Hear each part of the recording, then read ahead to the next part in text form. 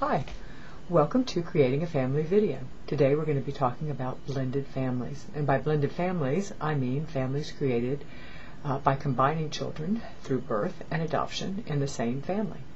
A lot of the information in today's show came from the July 1st, 2009 Creating a Family radio show, which is a 1-hour radio show where I interview experts on the subject at hand. And for the July 1st show, I interviewed Untitled James. She is an adoption therapist, and she's the author of the book Brothers and Sisters in Adoption. And I also interviewed, at the same time, Judy Stigger, who is an adoption therapist with The Cradle, and she also is associated with Adoption Learning Partners.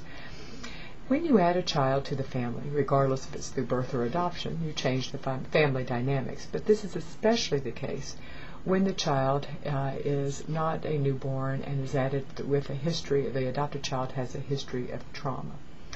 Existing kids in the family, be they existing in the family through birth or adoption, are often overlooked in the process. And that's a problem. Social workers don't pay a lot of attention, and sometimes the adults in the family are so caught up in the adoption that they too don't pay as much of attention as needed to these to the existing children. I strongly urge you to not do that. I've got a list of the top 10 tips for integrating, blending adopted kids into a family. And you can find that under the suggested books page. I know, a little weird, under suggested books page of creatingafamily.com. But I added it there because I have a wonderful list of books that I suggest that can be read to your child. And that's one of the very best things you can do to help prepare your children, is to read to them and talk to them, and I'd also list some videos there, and get them prepared for the idea of both adoption as well as the adoption of this particular child. One of the things you need to do when you're preparing your children is specifically prepare your children for some of the behavior you might anticipate from this child. Get as much history as you can of this child, of past life, so that helps you in the preparation. If you anticipate tantrums, you need to indicate that. You need to prepare your children. Otherwise, they may have a very rosy and unrealistic expectation of what a younger brother or younger sister or older brother or older sister might be like.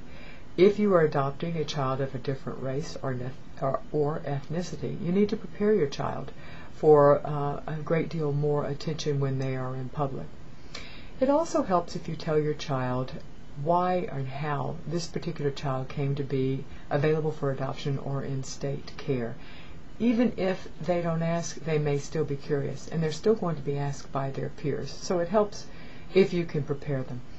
And one of the things you need to really think about with your kids is, and help prepare them for, is that you're not going to have nearly as much time as, especially at the beginning when you're integrating these new child or children into the family.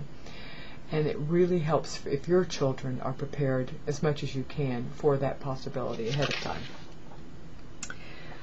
One of the questions that came up, and often came up in the July 1st Creating a Family show, and it often comes up when parents talk to me prior to adoption, is whether or not you should adopt outside and changing your birth order inside your family. Surprisingly, in some ways, both experts, both Untitled James and Judy Stigger, were not particularly against adopting outside of birth order.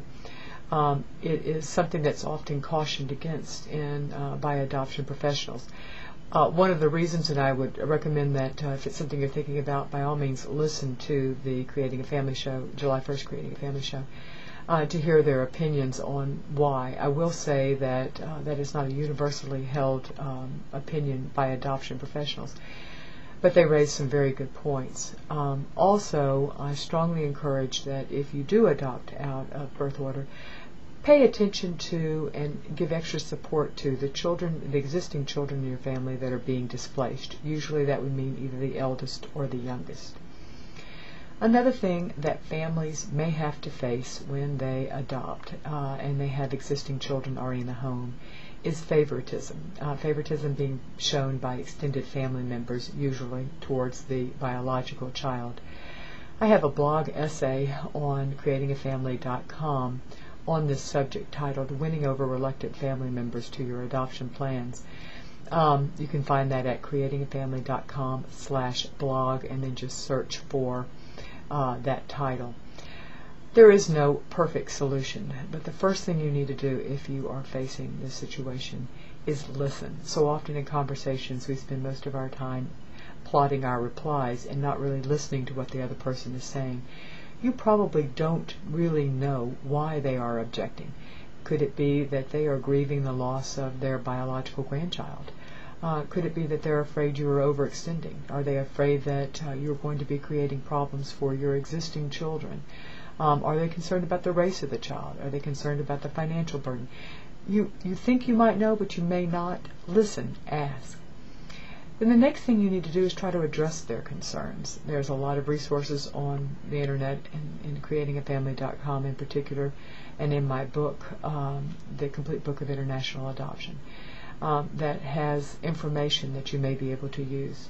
There's also a book by Pat Johnston, Adoption is a Family Affair. All of these books would be worthwhile. You might want to get them a subscription to Adoption Today or Adoptive Families magazines or something like that. So do give them information. You also need to be prepared that, one last thing. Let them know, specifically tell them how important they are to your existing children, to your adopted child, and to you, that their role is a valued one. You may think they know that, but it never hurts to say it again. And then last, be prepared to protect. It is not in either the child that's chosen as a favorite or the child who is the non-favorite. It is in neither of their best interests to have favoritism being shown, and you need to protect both children. And that may mean limiting contact with that person. Don't threaten it, but be prepared, and then let them know that that is the outcome. You might consider doing some of this through letters. Sometimes some people need time to think about things, so you may consider doing it in writing and not in person.